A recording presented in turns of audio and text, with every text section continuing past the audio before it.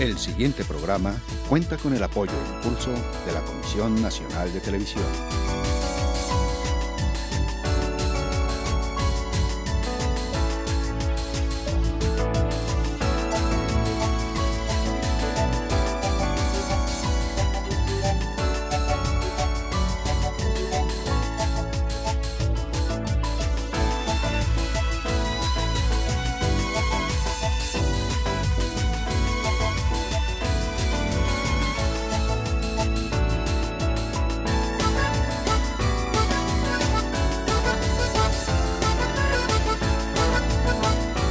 Espejo retrovisor, la historia en movimiento.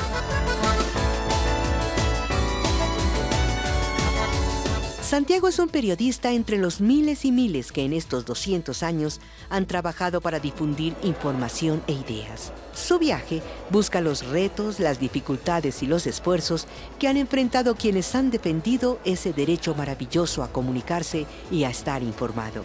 Sus herramientas son ahora mucho mejores que las de 1810, pero el sentido sigue siendo el mismo: buscar, encontrar y contar.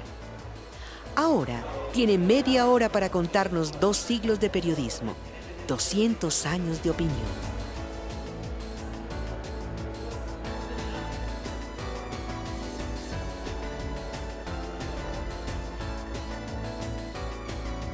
Me queda un día para entregar el programa al canal universitario. Me faltan 4 entrevistas y hay varias que no podré hacer. Las que más me duelen no son las que me han negado algunos colegas por falta de tiempo o de interés, sino las que debería haber hecho con periodistas que han sido asesinados y que hoy deberían estar con nosotros. Es necesario mirar hacia atrás, hacia los personajes y los lugares en donde podamos recuperar nuestra memoria.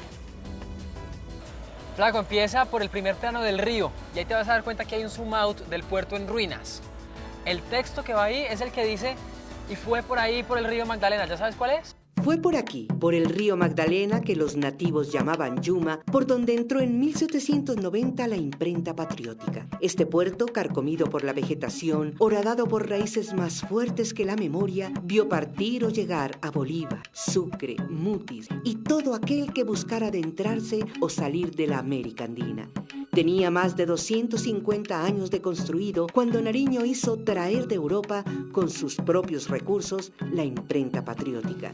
En ella se imprimió el papel periódico, órgano oficial del virrey Espeleta, que escribía don Manuel del Socorro Rodríguez. En 1793, su prensa reprodujo la primera traducción al español de los derechos del hombre. Así, Nariño inició el periodismo de opinión en Colombia. Mientras Manuel del Socorro Rodríguez y los suyos están discutiendo sobre gramática, sobre valores coloniales, sobre la flora, la fauna, un poco los ecos de la expedición botánica, en el otro lado están discutiendo los ecos de la independencia de los Estados Unidos, la Revolución Francesa, y esa es la generación, la primera generación de Antonio Nariño. Toda esa generación va a ser la generación que va a conducir a la llamada Revolución de 1810. Entonces ya se planteó la diferencia que hay entre el periódico oficial, subvencionado, sostenido por el gobierno, y lo que es el periódico del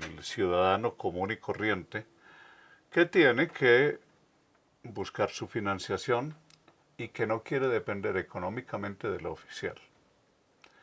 Allí es donde aparece la gran debilidad histórica y como significación periodística del papel periódico de Santa Fe de Bogotá, de don Manuel de Socorro Rodríguez, porque era algo subvencionado, dirigido, controlado por el virrey Espeleta. Por tanto, la peor forma de periodismo que se puede hacer, que se podía hacer entonces y que se puede hacer hoy.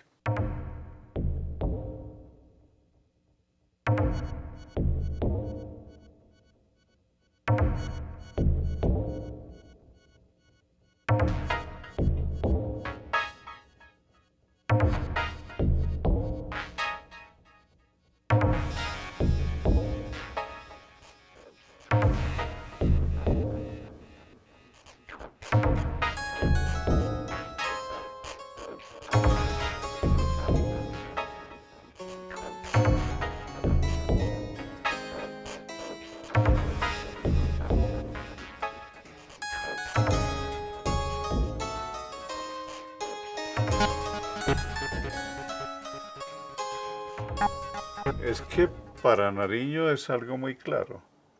Si queremos ser independientes, hay que romper las dependencias. Parece una tautología, pero hay que romper las dependencias y hay que romper las dependencias en respecto de España.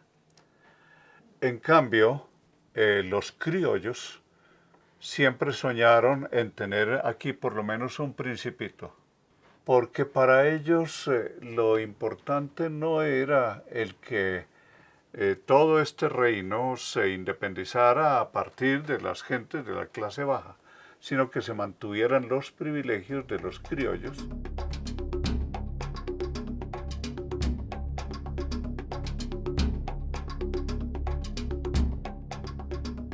No se podría explicar la historia de estos 200 años sin las luchas del periodismo y de los periodistas por la libertad de expresión, la libertad de imprenta y los valores que son conexos a estos principios.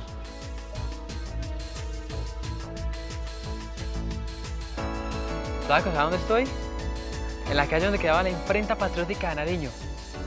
Esa que le confiscaron con todos los bienes por haber traducido los derechos del hombre. Y que lo mandaron a la cárcel, lo expropiaron, lo mandaron al exilio, lo que quiera. Sí, el libro lo sacó, ¿sabe de dónde? Se lo prestaron de una biblioteca del virrey. El mismo Nariño recogió los ejemplares que había distribuido. El peligro se hacía inminente mientras el fuego dio cuenta de la primera edición de los derechos del hombre y del ciudadano. Sus acusadores nunca encontraron la prueba del delito, pero en el alma de América estaban grabados al rojo vivo. Yo creo que en Colombia en general el ejercicio del periodismo es bastante complejo y es casi que un desafío realmente, porque el contexto colombiano es muy particular. Y el periodismo es por definición cuestionar al poder, pues, informar sobre el poder. Entonces, pues eso lo hace muy difícil.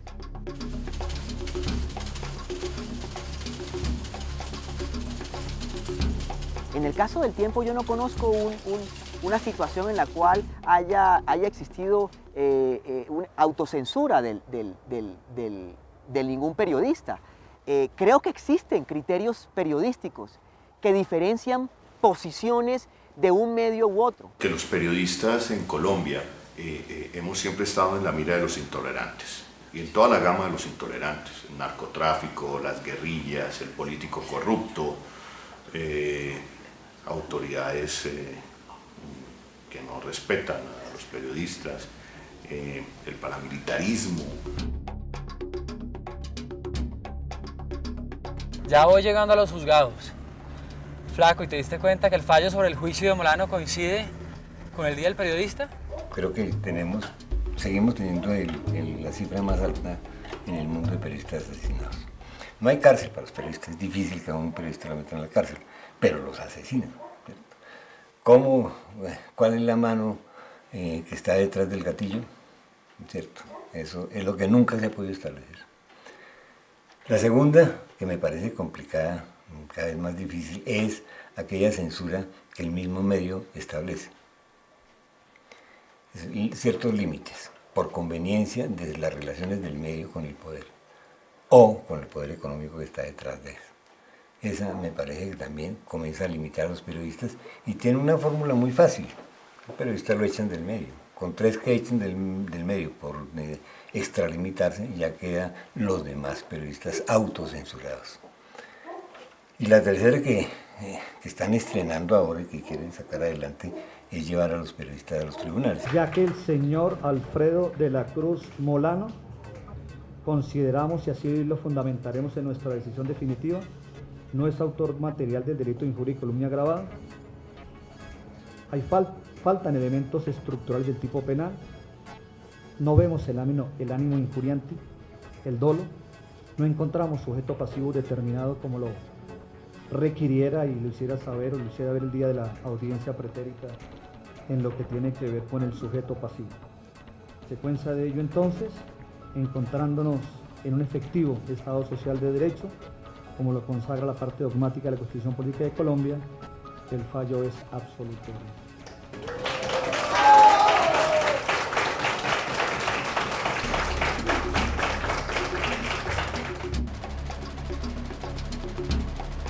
Tiempo nace como un periódico ligado al partido y a las ideas republicanas en la primera década del siglo XX y luego hace un paso hacia el Partido Liberal. Luego el director del Tiempo y fundador Eduardo Santos se convierte en presidente de la República en los años 40 y luego el Tiempo hace parte de esa resistencia del Partido Liberal a unos gobiernos conservadores. Luego vendría la dictadura de Rojas, donde el periódico en esa defensa del Partido Liberal y de las ideas liberales pues sufre la censura, es clausurado, le toca cambiar de nombre y eso marca la historia y la identidad del periódico para luego en los 60s y los 70s pues ir transitando un camino de independencia y autonomía de los medios de comunicación frente a esas casas políticas tradicionales. Ese camino ya terminaría hacia los años 80s y 90s cuando el periódico también hace parte de la lucha contra el narcotráfico.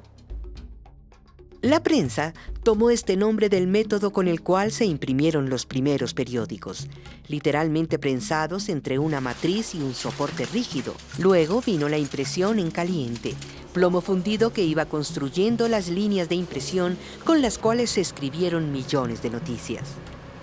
Desde los años 70 llegaron las rotativas, máquinas de movimientos perfectos y eficiencia sin límites.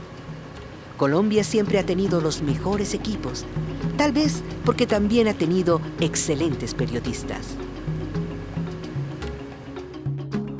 He corrido riesgos, he tenido problemas de seguridad, que valga decir han sido, digamos, atendidos por el Estado muy diligentemente.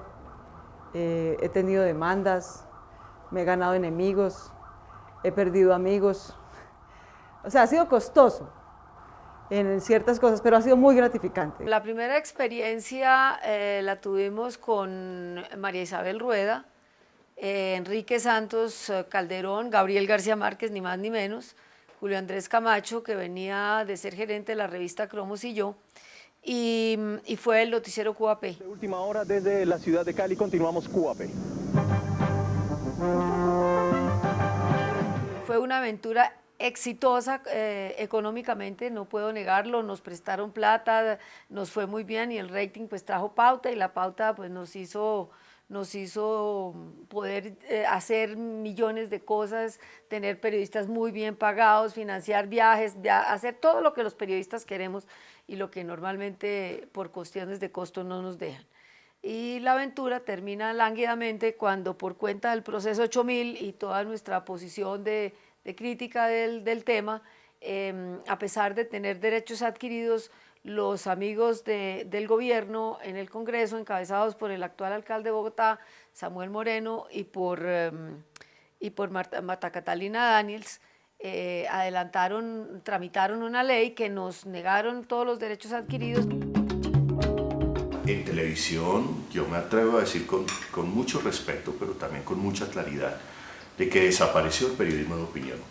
Mira, mi generación creció viendo opinión en la televisión, opinión en blanco y negro, programas hitos de la televisión con los que nos formamos, El Juicio, Enviado Especial, Crónicas de Medianoche, Expediente Censurado, Las Reporteras, en fin, había toda una gama. Comandante Mariachi, ¿usted por qué se hizo bandolero? Perdón, ni comandante ni bandolero. Llega 1998 y la gente creyó que con la irrupción de la privatización de la televisión iba a haber más información. Falso. Hay más entretenimiento, excelentes producciones, novelas, en fin. Desapareció el debate, el reportaje, el documental. Estando en el canal Caracol, por ejemplo, más o menos a comienzos de la década del 2000, yo fui director de programas periodísticos del canal, que propusimos hacer un programa dedicado a escarbar en un episodio que estaba casi totalmente olvidado por el país, que era el cautiverio del que eran objeto casi 500 miembros de la fuerza pública que habían caído en poder de la guerrilla a lo largo de varios episodios en el año 98. Estábamos editando a un ritmo muy veloz, con mucha pasión, porque teníamos un material muy precioso en nuestras manos, y en ese proceso ya de la edición recibimos continuas y cada vez más sospechosas llamadas de la presidencia del canal y de los directivos de Caracol para que mostráramos el contenido total del material que estábamos editando. En el lapso velocísimo de 48 horas, el canal nos notificó que el material que tanto esfuerzo nos había costado hacer y que tanto impacto pensábamos nosotros iba a poder tener para abrir un debate sobre este tema, sería censurado y que no podría salir al aire. Claro, listo, ya terminé de Botero, ¿con qué sigo? Inicia con la parte de Alfredo Greñas. Sí, porque es que nadie mejor que Greñas para entender lo terrible que fue para los periodistas la época de la Regeneración. Es que le cerraron 10 periódicos, lo mandaron al exilio y el hombre nunca dejó de escribir, de dibujar, de imprimir, de hacer.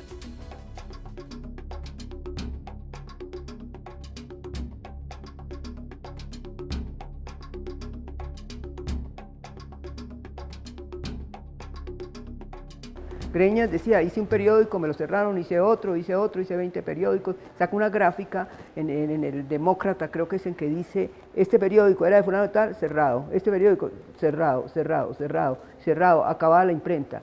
Y él, entonces, el último periódico que él hace es El Barbero. En ese siglo XIX, Flaco, para que quede muy entendido, no solo el periodismo se mantuvo con el nivel que Nariño le dio, sino que se acrecentó muchísimo más.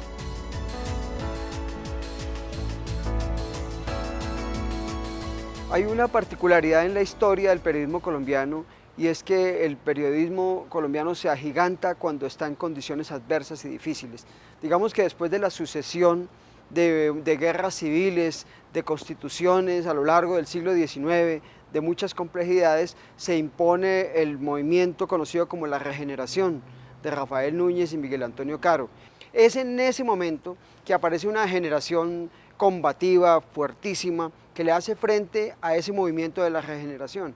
Esa generación la encabeza Fidel Cano, fundador del Espectador, el 22 de marzo de 1887. Le toca muchos cierres de periódicos, le toca pasar 18 meses preso en una cárcel de Envigado. Tal vez una constante de Colombia en estos 200 años sea la calidad de periodistas que siempre ha tenido. Ni en los momentos más difíciles se impuso el silencio. Siempre las voces de la prensa alertaron acudiendo a la imaginación, a la creatividad y, por supuesto, al humor. La historia de la caricatura en Colombia es más bien la historia de la opinión pública. Entonces es una historia de la opinión. Yo creo que le deja un inventario de qué nos hemos reído los colombianos, porque nos hemos reído de presidentes, empieza burlándonos del presidente Santander y termina burlándonos del presidente Uribe.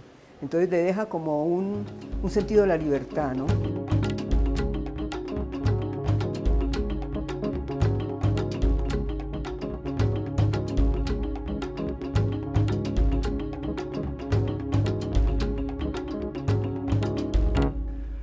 Hay un periodismo valiente que antepone el interés público a su propio interés y seguridad.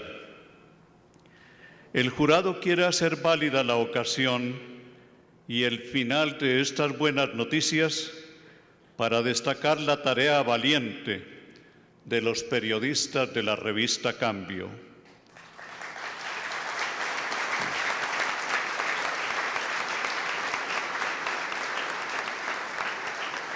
Yo tengo la firme convicción de que nos convertimos en una piedra en el zapato para el gobierno por haber publicado un informe de la Corporación Arcoiris, un resumen de un informe de la Corporación Arcoiris, informe que se basó en datos oficiales y que fue publicado por todos los medios con excepción del Tiempo. Nos dijo que éramos unos idiotas útiles de la guerrilla. La embestida más furibunda, a mi manera de ver, de las últimas décadas contra el periodismo crítico independiente. La salida de la revista Cambio, la salida de columnistas que critican como Claudia López, reitero, llevar a tribunales a periodistas como María Jimena Duzán, Alfredo Molano, la cacería criminal en contra de nuestro programa de Contra de Contravía, que somos 4 gatos. El ejemplo más reciente y el más preocupante es el cierre de la revista Cambio, digamos. que yo creo que es una tragedia para el periodismo colombiano realmente, en un momento en el que el país necesita más voces, quienes tienen la posibilidad de ofrecer una voz lo que hacen es cerrar las voces, y las cierran por un evidente conflicto de interés, digamos. Si alguien creía que lo que me pasó a mí en el tiempo, que me echaran por criticar con razón y con argumentos al periódico, era un caso aislado, pues creo que el cierre de la revista Cambio nos ha dejado perplejos de hasta dónde está dispuesto a llegar la casa editorial del Tiempo para la defensa de sus intereses económicos y de ganancias y políticos en contra del periodismo. En cuanto al cierre de Cambio, es una interpretación que algunas personas tienen y que obviamente nosotros desde el periódico la respetamos. Sin embargo, son necesidades comerciales las que movieron al cierre de la revista. Después de haber recorrido tantos años de la mano de nuestra historia, de haber sufrido intentos de secuestro y atentados, y de haber comprendido en carne propia por qué el periodismo se convirtió en nuestro país en una profesión de riesgoso ejercicio, hoy, cuando han disminuido las amenazas y la carga de los asesinatos, se advierte un nuevo riesgo de un inconmensurable peligro: la información convertida en negocio. Lo que estamos viendo en este momento es que los medios están cerrando totalmente, digamos, desde el punto de vista editorial, la disidencia, la mirada distinta de la realidad. 143 periodistas han sido asesinados desde 1977 y nadie sabe cuántos tuvieron que salir del país o de su pueblo, otra vez desterrados por el crimen de opinar. Que todavía hablan por radio y no se les entiende nada, y por eso es que no se entienden, ¿no ves? Porque hay ruido de interferencia, sí. Porque el gobierno ejecuta. Y dicen, uy, que dijo, que no, que el gobierno ejecuta. ¡Ah, bueno, sí!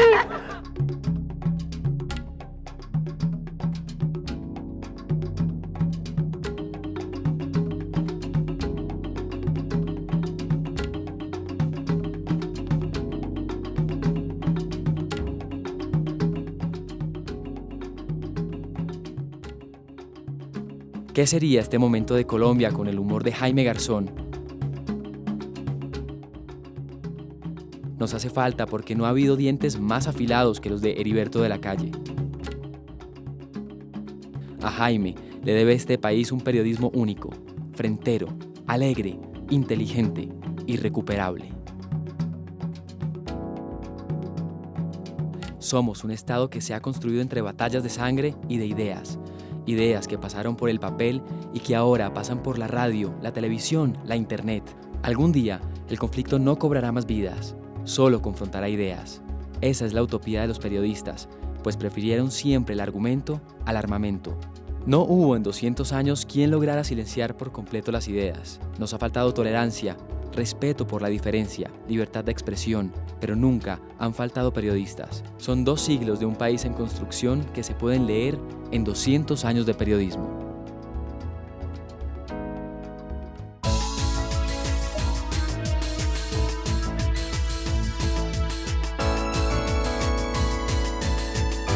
Con el apoyo e impulso de la Comisión Nacional de Televisión.